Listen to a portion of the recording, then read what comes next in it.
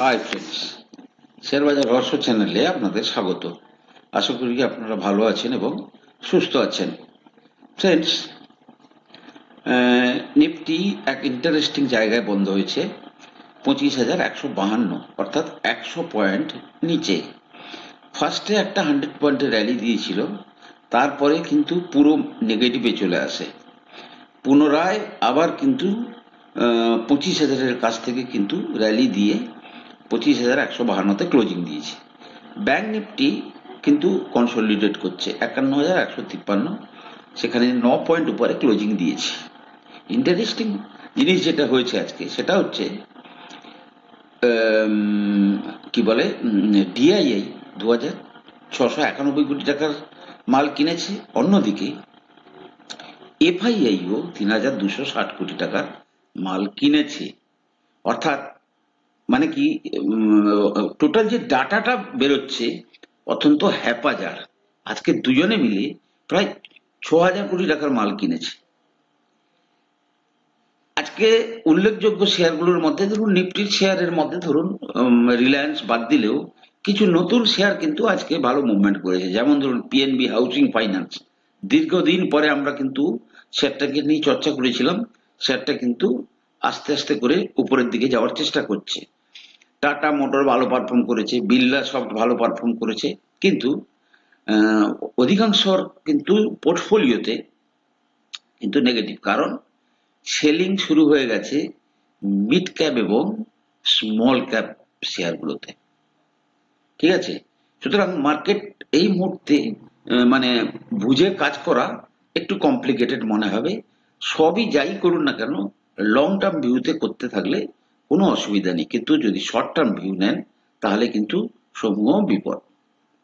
কালকে friends, cabinet কিন্তু একটা দারুণ সিদ্ধান্ত নিয়েছে। প্রায় 12খানা ইন্ডাস্ট্রিয়াল স্মার্ট সিটি অ্যাপ্রুভ করেছে এবং তার জন্য খরচ হবে প্রায় ইনিশিয়ালি 28,602 কোটি।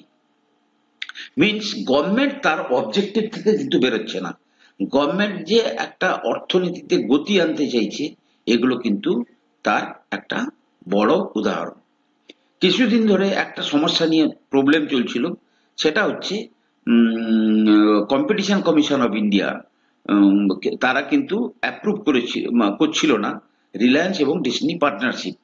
রিলায়েন্স ডিসনি পার্টনারশিপকে তারা কিন্তু অ্যাপ্রুভেল দিয়ে দিয়েছে। কি হবে অ্যাজ এ রেজাল্ট?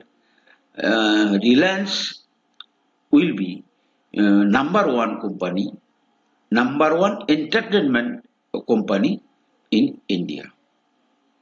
ঠিক আছে, মানে কি, ধীরে ধীরে রিলায়েন্স যে সমস্ত সেক্টরে ঢুকছে তারা কিন্তু সেই সমস্ত সেক্টরে কিন্তু নাম্বার ওয়ান হওয়ার জন্য চেষ্টা করছে। যেমন ধরুন রিলায়েন্স জিও, ধরুন টেলিকম বা অন্যান্য বহু লাইনে কিন্তু তারা নাম্বার ওয়ান। রিটেলেও খুব সম্ভবত খুব তাড়াতাড়ি তারা নাম্বার ওয়ান হয়ে যাবে। আচ্ছা, কোচিন শিপইয়ার্ড, আপনারা অনেকেই কিন্তু উপর লেভেলে কোচিন শিপইয়ার্ড শেয়ার হোল্ড করে রেখে আছে। দেখুন, শেয়ার যখন নিচের দিকে মুভমেন্ট হয় তখন তার মধ্যে বহু রকমের ইনফরমেশন আসে। কালকে খবর এলো এনআইএ কোচিন শিপইয়ার্ডে ইনভেস্টিগেশন শুরু করেছে। বহু জায়গায় তার এমপ্লয়ীদের বাড়িতে বাড়িতে গিয়ে তারা ছাপা মেরেছে। ঠিক আছে, এবং সেখান থেকে তারা কিছু বের করার চেষ্টা করছে। মিনস সামথিং, মানে কোনো কিছু এমন কিছু হয়েছে যার জন্য সেখানে কিন্তু তারা কিন্তু এনআইএ ইনভেস্টিগেশন শুরু করেছে। সুতরাং বর্তমান পরিস্থিতিতে যেটা আমি মানে চার্টে দেখলাম, কোচিন শিপইয়ার্ড দেখা যদি যায় তাহলে দেখা যাচ্ছে কোচিন শিপইয়ার্ডের মানে আপাতত সাপোর্ট এই লেভেলটা যদি ভেঙে দেয়, যেভাবে আসছে তাতে ভাঙার সম্ভাবনা অত্যন্ত প্রবল। সেক্ষেত্রে মানে 1650-50-এর লেভেলে কিন্তু শেয়ারটা আরামসে চলে আসতে পারে। ঠিক আছে, আমি কিন্তু ডেলি চার্ট দেখে বলছি, উইকলি চার্ট দেখলে আরো হয়তো পিকচার কিছুটা ক্লিয়ার হতে পারে। ঠিক আছে, ওই একই উইকলি মানে এই লেভেলটাতে প্রথমে আসবে, তারপরে এখন নিউজ ফ্লো কেমন আসবে, তার পারফরমেন্স কেমন হবে, তার উপর ভিত্তি করে কিন্তু আদার ক্ষেত্রে তাদের জাজমেন্ট করা যাবে। তো কোচিন শিপইয়ার্ড থেকে অ্যাটলিস্ট এখন আপনারা কেউ ইনভেস্ট করার চেষ্টা করবেন না, তার কারণ অনেক নিচে যাওয়ার সম্ভাবনা প্রবল। আচ্ছা ফ্রেন্ডস, আজকে আমাদের যে শেয়ার সেটা নিয়ে চর্চা, সেটা হচ্ছে রিলায়েন্স। রিলায়েন্সের আজকে এজিএম ছিল এবং এই এজিএম এ বেশ কিছু অ্যানাউন্সমেন্ট হয়েছে এবং বর্তমান যা পরিস্থিতি তৈরি হচ্ছে, রিলায়েন্স কিন্তু একাই কিন্তু নিফটিকে বহুদূর টেনে নিয়ে যেতে পারে। আজকে 25,152 আছে, কিন্তু রিলায়েন্স চাইলে রিলায়েন্সের যে ওয়েটেজ আছে তাতে কিন্তু রিলায়েন্স কিন্তু নিফটিকে কোথায় নিয়ে যেতে পারে আমরা সেটা আমাদের ভাবনার মধ্যেও আসছে না। রিলায়েন্স সঙ্গে যদি ইনফোসিস টিসিএস সাপোর্ট দেয় সফটওয়্যার সেক্টর থেকে, এইচডিএফসি ব্যাংক আন্ডার পারফর্মিং, সে যদি সাপোর্ট দেয় তাহলে কিন্তু দেখা যাবে নিফটি 26,000-এর কাছাকাছি চলে গেছে। যাই হোক, আজকে তাদের এজিএম এ কি কি চর্চা হয়েছে, খুব অত্যন্ত গুরুত্বপূর্ণ জিনিস হচ্ছে 2017-র পরে রিলায়েন্স কিন্তু আবার বোনাস শেয়ার দেওয়ার সিদ্ধান্ত নিয়েছে। তবে সিদ্ধান্তটা 5 সেপ্টেম্বরের বোর্ড মিটিংয়ে কিন্তু তারা ফাইনালি, বোর্ড যদি অ্যাপ্রুভ করে তাহলে কিন্তু কি বলে তাহলে তারা কিন্তু বোনাস দিতে পারে এবং রেশিওটাও সেই দিনই ফাইনাল হতে পারে। Number one. নাম্বার টু, এটা কিন্তু অত্যন্ত গুরুত্বপূর্ণ খবর। দেখবেন এই খবরে মার্কেট কিন্তু আমি অতটা খেয়াল করলাম না, আজকের এজিএমটা নিশ্চয়ই মার্কেট আওয়ারের পরে হয়েছে। মার্কেট কিন্তু যদি মার্কেট আওয়ারের পরে হয় তাহলে কিন্তু কালকে রিলায়েন্স কিন্তু উপর দিকে যাবে। যাদের কাছে রিলায়েন্স শেয়ার আছে আপনারা কিন্তু এই মুহূর্তে বেরোবেন না। দ্বিতীয় হচ্ছে রিলায়েন্স রিটেল, তার যে আইপিওর প্ল্যান ছিল, দেখুন এত অস্ত্র ধরে রেখেছে রিলায়েন্স, শেয়ার উপরে নিয়ে যাওয়ার জন্য বহু অস্ত্র আছে। রিলায়েন্স রিটেলের এখনো পর্যন্ত আইপিওর ব্যাপারে এবারের এজিএম এ কোনো আপডেট দেয়নি, ঠিক আছে। কিন্তু এই রিলায়েন্স রিটেল বিভিন্ন সেক্টরে কিন্তু তাদের ওয়ার্ল্ড র্যাঙ্কিং দিয়েছে, in generally top 5 among world. এবং এরা এই রিলায়েন্স রিটেল জুয়েলারি বিজনেসেও ইনভলভ করছে, যেটা আজকে ঈশা আম্বানি অ্যানাউন্স করেছে। রিলায়েন্স জিও এক্ষেত্রেও কিন্তু কোনো আইপিওর আপডেট আসেনি। যেই আইপিওর আপডেট আসবে তখনই কিন্তু মার্কেট আবার উপরে যাবে। এরা কিন্তু অ্যাট এ টাইম সব ডিসিশন নেবে না। ধরুন পরের বছর একটা রিলায়েন্স রিটেলকে মার্কেটে লিস্ট করলো, তারপরে রিলায়েন্স জিওকে মার্কেটে লিস্ট করলো, এইভাবেই কিন্তু তারা যাচ্ছে। বাট রিলায়েন্স জিওর ব্যাপারে একটা জিনিস যেটা বলেছে যে revenue will be double, revenue will be double 3-4 years. অত্যন্ত ইমপ্রেসিভ স্টেটমেন্ট, কারণ কি এই সমস্ত বড় বড় শেয়াররা সাধারণত 4-5 বছরে কিন্তু ডবল দেয়।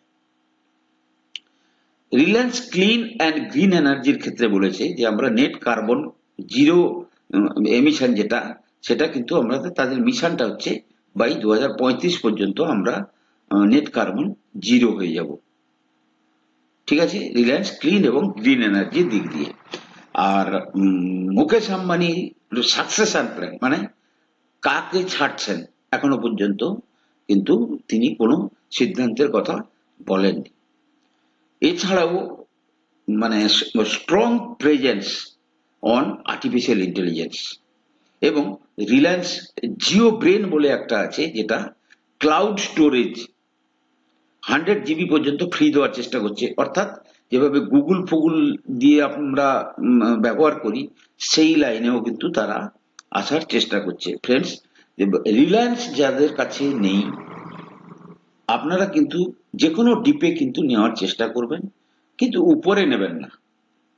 কারণ রিলায়েন্সের যে বিজনেস ও কিন্তু বহুভাবে শাখা প্রশাখা বিস্তার করবে, তার জন্য এই রিলায়েন্স কিন্তু শেয়ার হোল্ডারদেরকে সাফিসিয়েন্ট ভাবে তাদের ওয়েলথ ক্রিয়েট করিয়ে দেবে। আর কালকে কিন্তু জিও ফাইন্যান্সিয়াল সার্ভিসেরও এজিএম আছে। জিও ফাইন্যান্সিয়াল সার্ভিস বর্তমানে কত কোটি টাকার market capital? Reliance Jio financial service, এক সেকেন্ড, আপনি রিলায়েন্স যেভাবে অ্যাগ্রেসিভলি মার্কেটে আসে, ধরুন বর্তমানে তার মার্কেট ক্যাপিটাল প্রায় 2 লক্ষ কোটি টাকা, 2,06,831 কোটি। এই জায়গাতেও কিন্তু এই শেয়ারের উপর কিন্তু ভরসা রাখা যেতে পারে। এও দেখা যাবে আগামী 5-10 বছরের মধ্যে এই মার্কেট ক্যাপিটালকে 8 to 10 lakh crore market capital করে দিতে পারে। সেক্ষেত্রে শেয়ার এখান থেকে 3-4 গুণ হয়ে যাওয়ার সম্ভাবনা কিন্তু প্রবল। ফ্রেন্ডস, মার্কেট পিকে আছে, অন্যান্য শেয়ার বিক্রি হচ্ছে, সুতরাং এখন শেয়ার চুজ করে ইনভেস্ট করার তুলনায় এখন সাইড লাইনে বসে দেখাটাই বেটার সিদ্ধান্ত হবে বলে মনে হচ্ছে। কারণ কি, টপ শেয়ারে বাইং চলছে, আর যেগুলো ইন জেনারেলি রিটেল ইনভেস্টর যাতে মানে ইন্টারেস্টেড, সেই সমস্ত শেয়ারে সেলিং করছে। ফ্রেন্ডস, আমি কোনো সেবি রেজিস্টার্ড অ্যানালিস্ট নই। কোনো শেয়ারে কেনা বা বিক্রির আগে আপনারা কিন্তু আপনাদের ফাইন্যান্সিয়াল অ্যাডভাইজারের পরামর্শ নিয়ে কিন্তু শেয়ারে কেনা বা বিক্রির সিদ্ধান্ত নেবেন। ভালো থাকুন, সুস্থ থাকুন। কথা হবে পরের এপিসোডে।